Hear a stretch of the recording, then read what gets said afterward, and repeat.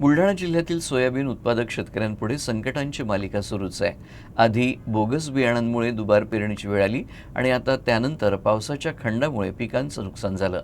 आता उरलेल्या सोयाबीन पिकावर येलो मोझॅक आणि रूट रॉट रोगाचा प्रादुर्भाव झाल्यानं शेतकऱ्यांची चिंता आणखीनच वाढली आहे.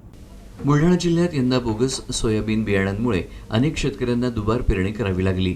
त्यानंतर सोयाबीन उगवल्यानंतर तब्बल 10 दिवस पाऊस न झाल्यानं अनेक ठिकाणी पिकांचं मोठं नुकसान झालं. या दोन्ही संकटातून कसंबसा बचावलेल्या सोयाबीन पिकावर आता येलो मॅझेक आणि रूट रॉट या रोगांचा प्रादुर्भाव वाढू लागला आहे. अनेक शेतांमध्ये सोयाबीनची पानं पिवळी पडत असून झाडांची वाढ खुंटल्याचं चित्र आहे. रोगाचा फैलाव रोखण्यासाठी शेतकऱ्यांना रासायनिक खतं आणि कीटकनाशकांची फवारणी करावी लागते. त्यामुळे उत्पादन खर्चात मोठी वाढ झाली आहे. वाढत्या खर्चानंतरही उत्पादनात घट होण्याची शक्यता असल्यानं शेतकरी आर्थिक संकटात सापडलाय. या पार्श्वभूमीवर नुकसानग्रस्त शेतकऱ्यांना शासनानं तातडीनं मदत करावी अशी मागणी शेतकरी करीत आहेत.